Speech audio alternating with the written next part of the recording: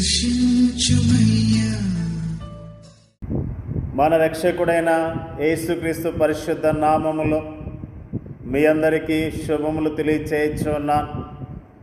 మీరందరూ ప్రభు యొక్క కృపను బట్టి క్షేమముగా ఉన్నారని ఆశిస్తూ ఉన్నాను. ఈరోజు బలపరిచే వాక్యము అపోస్తల కార్యములు 27వ అధ్యాయము 22వ వచనము. ఇప్పుడైనను ధైర్యం తెచ్చుకొనుడని మిమ్మల్ని వేడుకొనిచున్నాను. ఓడకే కానీ మీలో ఎవని ప్రాణమునకును హాని కలగదు.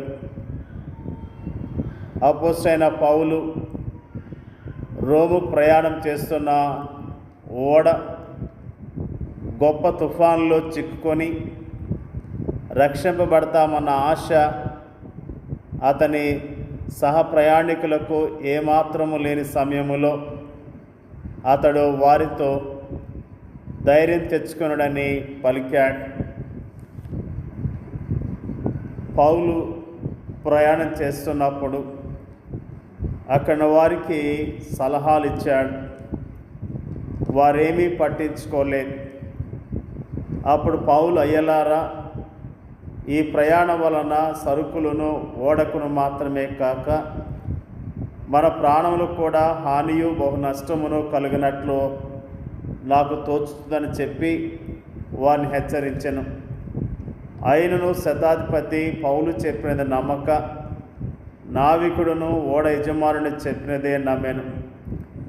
మరియు శీతాకాలం గడుపుటకు ఆ రేవు అనుకూలమైంది కానందున అక్కడ నుండి బయలుదేరి ఒకవేళ శక్యమైతే ఫెనిక్సునకు చేరి అక్కడ శీతాకాలం గడపవలని ఎక్కువ మంది ఆలోచన చెప్పిరి. అది నైరుతి వాయువ దిక్కుల తట్టునన్న క్రేతు రేవ అన్నది. మరియు దక్షిణపు గాలి మెల్లగా విసరచుండగా వారు తమ ఆలోచన సమకూడదని తలంచి లంగరెత్తి క్రేతు ధరిని ఓడ నడిపించిరి. కొంచెం సేపు అయిన తర్వాత ఊరకులోను అను పెనుగాలి క్రేతు మీద నుండి విసిరెను. దానిలో ఓడ చిక్కుకొని గాలికి ఎదురు నడవలేకపోయినందున ఎదురు నడిపించడం మాని గాలికి కొట్టుకొని పోతిమి. తరువాత కౌదా అనబడిన ఒక చిన్న దీపం చాటున దాన్ని నడిపింపగా పడవను భద్రపరుచుకొనుట బహు కష్టతరమాయను. దాన్ని పైకెత్తి కట్టిన తర్వాత త్రాళ్ళు మొదలైనవి తీసుకొని ఓడ చుట్టూ బిగించి కట్టిరి. మరియు సూర్తిసన్ ఇసుక తిప్ప మీద పడుదేమేమని భయపడి ఓడ చాపలు దించివేసి కొట్టుకొని పోయిరి. మిక్కిలి పెద్ద గాలి కొట్టుచున్నందున మరునాడు సరుకులు పారవేయసాగిరి. 3వ దినమందు తమ చేతులారా ఓడ సామాగ్రి పారవేసరి. కొన్ని దినములు సూర్యుడైనను నక్షత్రములైనను కనబడక పెద్ద గాలి మా మీద కొట్టినందున ప్రాణములతో తప్పించుకుందామని ఆశ బొత్తిగా పోయాను. వారు బహుకాలము భోజనం లేక ఉన్నందున పౌలు వారి మధ్య నిలిచి, అయ్యలారా, మీరు నా మాట విని క్రేతు నుండి బయలుదేరకయే ఉండవలసినది. అప్పుడు ఈ హానియు నష్టమును కలగపోవును. ఇప్పుడైనను ధైర్యం తెచ్చుకునడని మిమ్మల్ని వేడుకొంచున్నాను.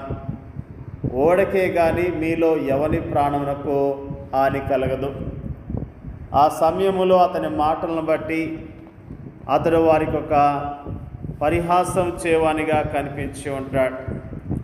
అయితే అతనితో ప్రయాణం చేస్తున్న వారందరినీ దేవుడు అతనికి అనుగ్రహించినట్లుగా దేవుని దూత అతనికి తెలిపి ఉండటం అన్నది వాస్తవము. దేవుని దూత తనతో చెప్పిన ప్రకారం తప్పక జరుగుతుందని అతడు వ్యక్తిగతంగా నమ్మాడు. అందుకే అతడు ఆ సమయంలో ప్రశాంతముగా ఉండగలిగాడు. దేవుడు తనకిచ్చిన నిశ్చయిత శక్తితో ఇతరుల భయాన్ని పారద్రోలాలని అతడు ప్రయత్నించాడు. మన కష్టాల్లోకి, మన శ్రమల్లోకి, మన ఆపదల్లోకి దేవుని తీసుకురావడం అంటే వాటిని సంపూర్ణముగా మన నుండి తొలగించటమే. దేవుని యందలి అంతటి విశ్వాసం శక్తి మనలో లేనట్లయితే మనము మన సహయాత్రికులకు ఏమాత్రము సహాయపడే వారముగా ఉండలేం. ఇప్పుడు పౌలు సమస్తమైన ఆదరణ అనుగ్రహించు దేవుని సంపూర్ణ విశ్వాసంతో హత్తుకోవాలి. ఆ విధముగా అతడు నిరాశ నిస్పృహలతో కృంగిన వారిని ధైర్యపరిచి తన పరిచర్య ద్వారా వారిలో పరిపూర్ణ ధైర్యాన్ని ఆదరణను నింపగలడు. ఆ సమయంలో తాను వారిని గద్దించడం సరైనదిగా అతనికి కనిపించింది. జ్ఞానయుక్తమైన అతని సలహాను వారు అనుసరించకపోవటం వలన వారి గొప్ప నష్టమే జరిగింది. అయినప్పటికీ అతడు వారిని ధైర్యం తెచ్చుకొనడి అని పదే పదే ప్రోత్సహిస్తూ వచ్చాడు.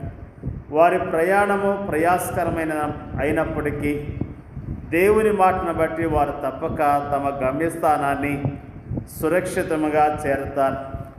కావున సంఘము ఈనాడు దేవుడు పౌలుకి ఇచ్చిన ధైర్యాన్ని మనసులో ఉంచుకొని తన క్లిష్ట సమయాల్లో ధైర్యంగా ఉండటం ఎంతైనా క్షేమకరం. అయితే దేవుని ధైర్యపరిచే మాటలను క్రైస్తవులు ఈనాడు విస్మరించి తమ ఉపద్రవాల్లో భయాందోళనలకు గురి కావటం సిగ్గుకరం. దీనికి నివారణ ఏంటి? దేవుని మాటలను హృదయపూర్వకముగా విశ్వసించటమే దీనికి నివారణ. మనం ఇంకనూ ఉత్తమమైన పంటను కోయవలసి ఉన్నప్పటికీ ధైర్యం తెచ్చుకున్న పౌలు మాటలకు మనము చెవియొగ్గుదముగాక. నిజముగా ఈ మాటలు మనల్ని ఎంతగానో ధైర్యపరిచేవిగా ఉన్నట్లుగా ఈ రోజున మనము జ్ఞాపకం చేసుకుంటూ ఉన్నాం. అపోస్తలుడైన పౌలు దేవునితో వ్యక్తిగత సంబంధాన్ని కలిగి ఉన్న సేవకుడు, దేవుని యొక్క చిత్తాన్ని నెరవేర్చే సేవకుడు, దేవుని కొరకు శ్రమ అనుభవించడానికి చావటానికి సిద్ధపడిన దైవజనుడు. అతడు తన సాక్ష్యాన్ని తన యొక్క సమస్యను కైసరు యొద్ద పరిష్కరించుకోవటానికి అతడు ప్రయాణమై వెళ్తూ ఉన్నాడు. అతడు తన ప్రాణాన్ని లెక్క చేయకుండా విశ్వాసంతో ఉన్న వ్యక్తి. అలాంటి వ్యక్తి దేవుని యొక్క సూచనల ప్రకారం దేవుడు అతనికి ఇచ్చిన హామీని బట్టి అక్కడ వారందరినీ కూడా ధైర్యపరుస్తున్నట్లుగా దేవుని యొక్క వాక్యము ఎంతో స్పష్టంగా తెలియజేస్తున్నది. ప్రియమైన దేవుని యొక్క బిడ్డలారా, మన ప్రయాణంలో అనేకమైన తుఫానులు, ఉపద్రవాలు పొంచి ఉన్నాయి. మన విశ్వాస యాత్రల్లో అనేకమైన ప్రమాదాలు పొంచి ఉన్నప్పుడు దేవుని బట్టి ధైర్యం తెచ్చుకొని విశ్వాసంతో జీవించవలసిన వారమై ఉన్నాం. మన తోటి వారిని కూడా దేవుని బట్టి ధైర్యపరిచి చక్కగా నడిపించవలసిన వారమై ఉన్నాం. కాబట్టి పౌలుకి దేవుని బట్టి ధైర్యం కలిగి ఉన్నాడు. అందును బట్టి అక్కడ వారందరినీ ధైర్యపరచగలిగాడు. మనం కూడా ప్రతిరోజు దేవుని బట్టి ధైర్యం తెచ్చుకొని విశ్వాసంతో జీవిస్తూ దేవుని కనపడదాం. దేవుడి యొక్క వాక్యాన్ని దీవించిన గాక.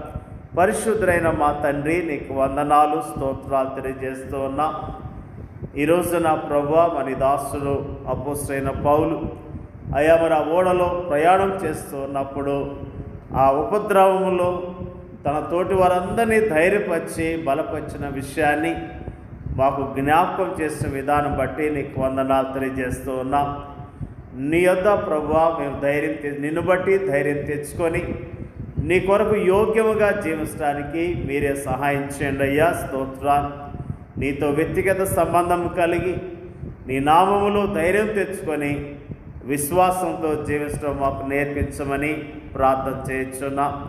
వాక్యం ఇచ్చిన ప్రతి ఒక్కరిని పేరు పేరున దీవించి ఆశీర్వదించండి అయ్యా. నీకు స్తోత్రాలు. వారి విశ్వాస యాత్రలో తుఫానులు, అలజడులు ఉన్నట్లయితే నీ నామాన్ని బట్టి ధైర్యం తెచ్చుకొని నీ నామములో ధైర్యముతో విశ్వాసంతో చక్కగా నడవటానికి కావలసిన విశ్వాసాన్ని, ధైర్యాన్ని దయచేయమని ప్రార్థన చేయించున్నాం. ముఖ్యంగా ప్రార్థన చేయించున్నాం ప్రభువా, అనేక తుఫానుల్లో చిక్కుకున్న ప్రజల గురించి ప్రార్థన చేయించున్నాం. మరి ముఖ్యంగా అయ్యా వారికున్న ఆ తుఫాన్లు తొలగించండి, వారికున్న ఆ బాధ భయాన్ని తొలగించి వారికి ధైర్యాన్ని దయచేయమని ప్రార్థన చేయించున్నాం. మరి ముఖ్యంగా మా దేశాన్ని, మా దేశ ప్రజలను రక్షించి కాపాడమని యేసుక్రీస్తు నామములో అడిగి వేడుకొంచున్నాం తండ్రి. ఆమేన్.